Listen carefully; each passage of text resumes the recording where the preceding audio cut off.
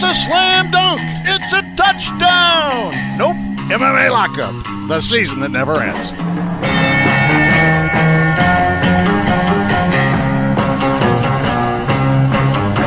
Welcome back to MMA Lockup. I'm Chris Matthews. Make sure you check out the website, MMALockup.com, or also Facebook and Twitter at MMA Lockup. On the line, we've got well-known MMA figure, has a gym over in Atlanta. I'm talking about Rory MacDonald. Rory, let's just start it off. Tell fans how you got into MMA, that being an acquired taste.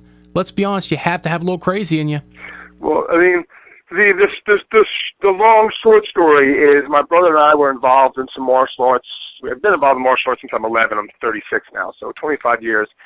And throughout those years, we took a lot of different things, and we got into something kind of serious, something called JKD and Filipino martial arts and things of that nature. And while we were doing that, we had a wrestling background, and we just sort of saw limitations from what we were doing, and why can't we wrestle? That was kind of like the first thing that we really did that wasn't per se martial arts related. So like, why can't we do all this? And there's all these limitations to what we're doing. So we started learning a little bit of the Brazilian Jiu-Jitsu. While we were doing that, we met up with like a boxing coach and a Muay Thai coach, and this was all sort of going on at the University of Georgia. And we were still teaching some of this other stuff, some of this Wing Chun and Jeet Kune Do and things of that nature. And there were still limitations in that, and it just didn't all appear to be kind of right, congruent with what we were trying to do, which was learn how to defend ourselves. So in doing the Brazilian Jiu-Jitsu, as well as some of the boxing now and some of the Muay Thai, we sort of abandoned all that and realized that the next evolution for us as martial artists for self-defense, as human beings, was to start doing these other arts, this boxing and stuff. And then as we were doing all that, we started getting interested in, in mixed martial arts, and we were watching the UFCs, and we were watching live fights, and which is like, well, why don't we just put all this together now?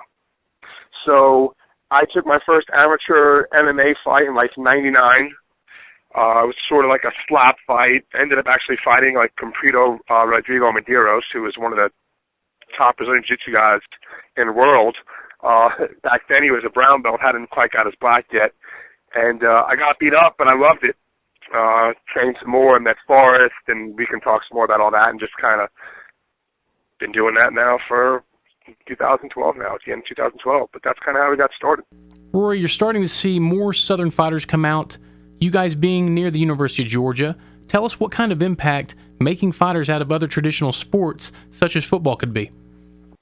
Without a doubt, Georgia is one of the top states, in my opinion, for mixed martial arts.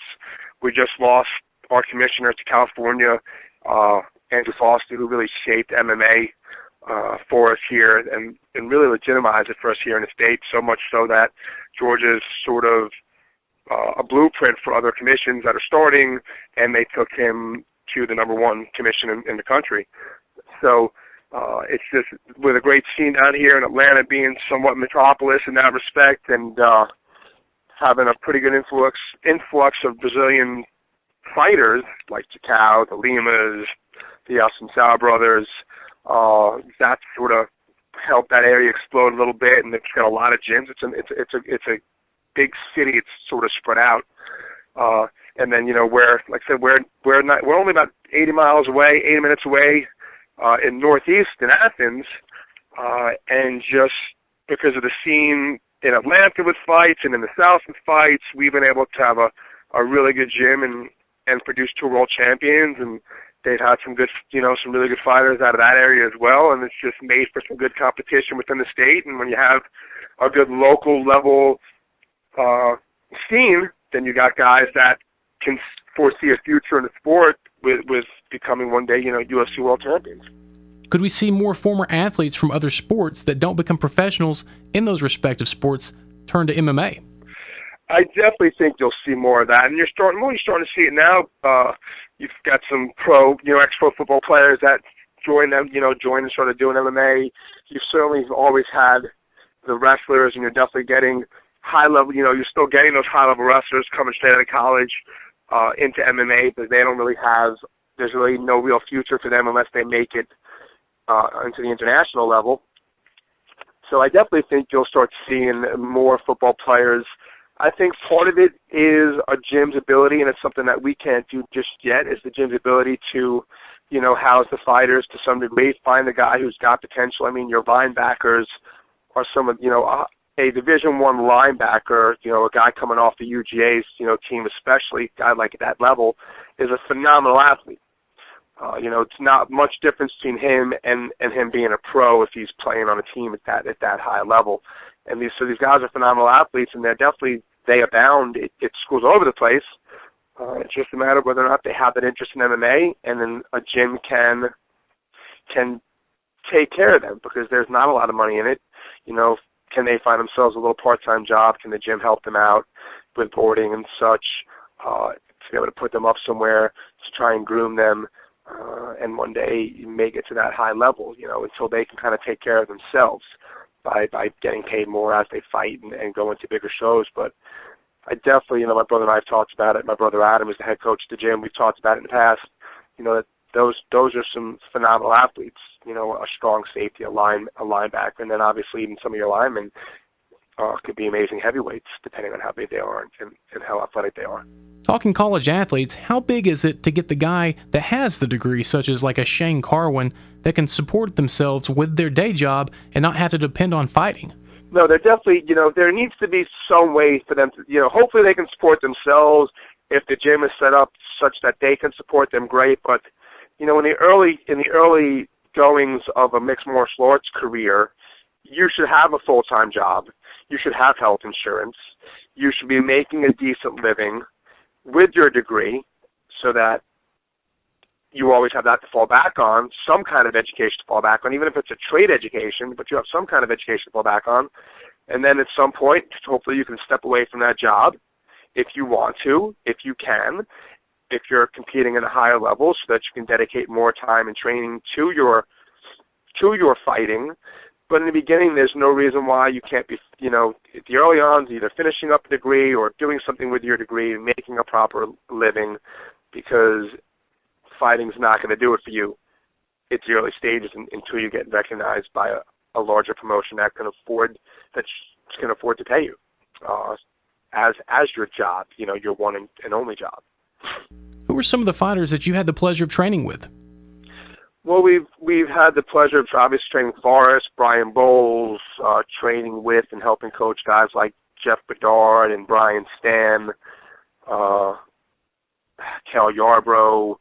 One of my fighters is about to make his debut in Bellator on the card here in February in Atlanta. I've got a host of great guys that have come out of the gym, lower level pros, amateurs. Charles McCarthy slept on my floor and got into UFC not too long after that. Probably helped a good dozen or so guys make it to the highest levels of the sport. And we were involved in the early stages of the Army Combatives program. I've trained with the Machados. I've trained, with Roberto Chapman, who's my jiu-jitsu coach. I've trained with trained with the Limas, the Yasin Saus, Chacao. All those guys that are Atlanta-based. I've been in the sport since like around 97 or 98 when we were doing mixed martial arts. Made my debut in 99, my pro debut in 2001. We've been around a long time, and been involved with a lot of people, whether it's going to a seminar with someone or having them out to the gym or just traveling and training with different people, Straight Blast Gym International, guys like Matt Thornton. We've been lucky, and to really I had an opportunity to meet a lot of people and train with a lot of people. We're affiliated with American Top Team, so I've had the pleasure of training with Laborio and Jay-Z and George Santiago and a lot of those guys at Coconut Creek, Scott Barrett, who's now with the Black Zillions. So, we've been doing this a long time and just been around a lot of great people, a lot of great coaches. How can fans check out Rory MacDonald and what you guys have going on? We train as young as 2 in our parent and me class. I think my oldest student's in his 50s. I think one of the things that my brother prides himself on the most is the ability to take a guy with nothing, which is what we did with Forrest, what we did with Brian Bowles, what we've done with a lot of our athletes, and 2 of those guys we turned into world champions.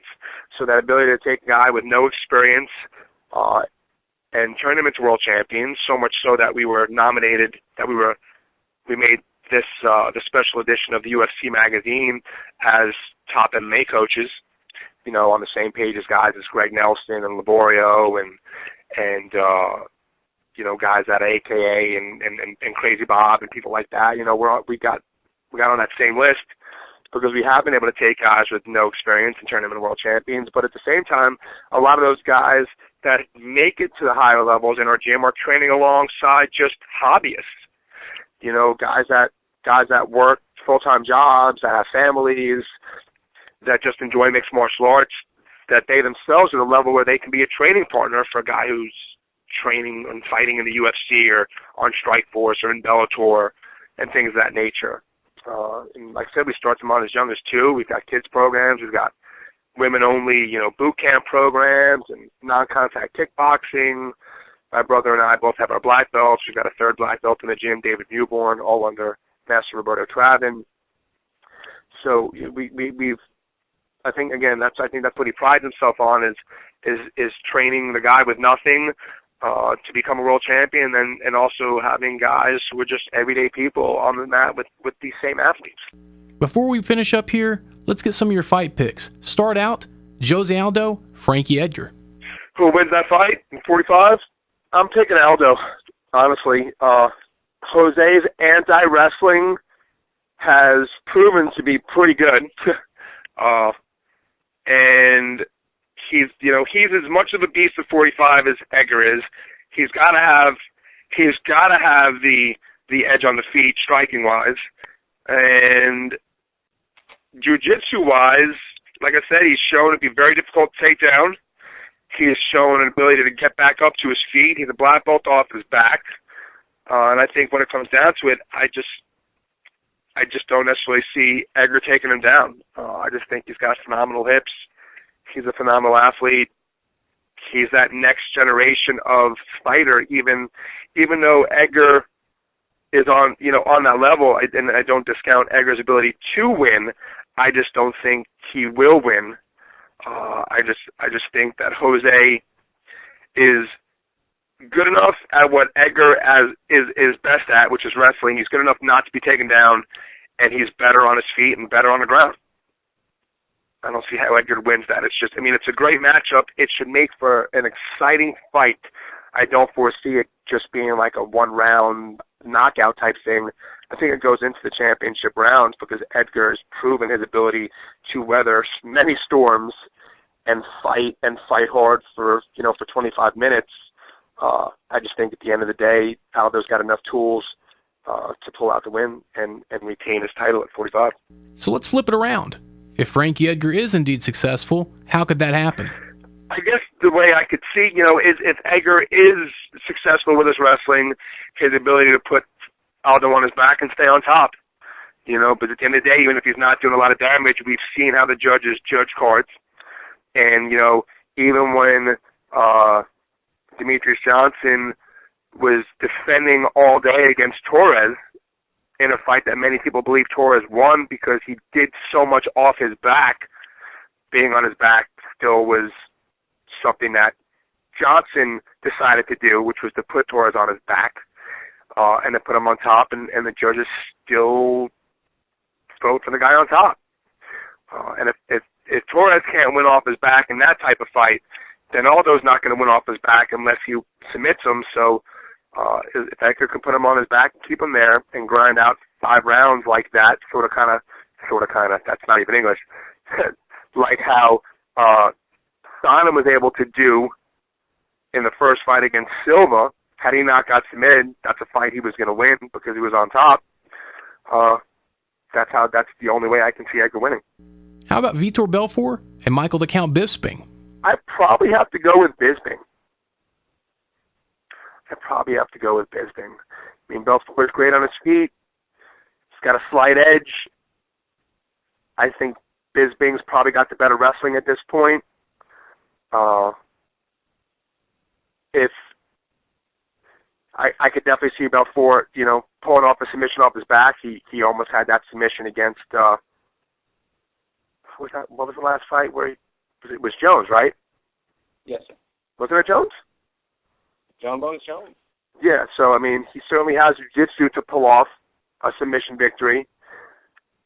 I've always questioned his mentality in fights. You know, he shuts down a lot. So Bisping is on him, is in front of him, is pressing the pace, is working. I can see Bisping taking a 3-round decision. I can see Bisping, you know, finishing. At the same time, I can see Belfort submitting him. You know, or maybe putting some fast hands on him. But I think if those fast hands don't end it and it goes on, that Belfort shuts down. So I think he's got to go out, win fast, win hard, or he loses in the later rounds. Getting one more fight, Quentin Rampage Jackson taking on Glover Teixeira. Teixeira. You know, he's been around a while, and for a very long time, no one's wanted to fight him. When he was not in the UFC, it was one of those fights where, you know, that's a guy that, if I fight him, I want to fight him in the UFC, so at least I'm making some real money off of it. And that's a fight that a lot of people were afraid of, because even though he didn't have a lot of fights, people knew of him and knew what he was capable of doing. And he's had some impressive wins. He's a very well-rounded guy. I can see, I mean, I don't know how he wins that fight. He's got good stand-up. He's got that go-forward, hurt you mentality.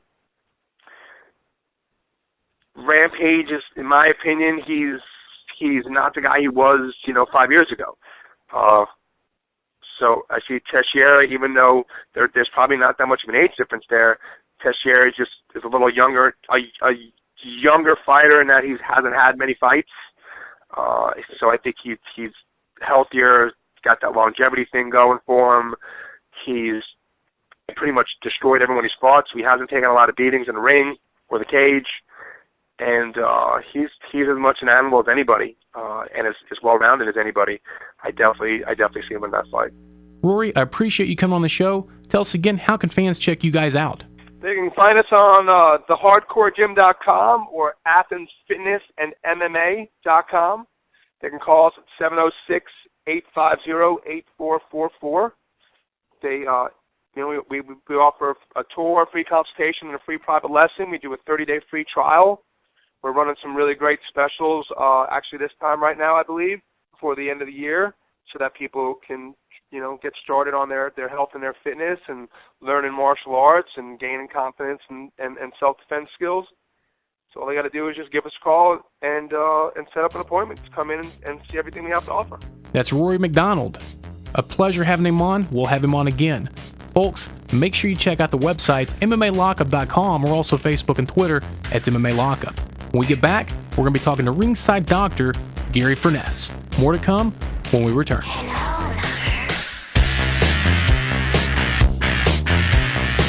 Want to get the insight on two men on the ground without going to a bar?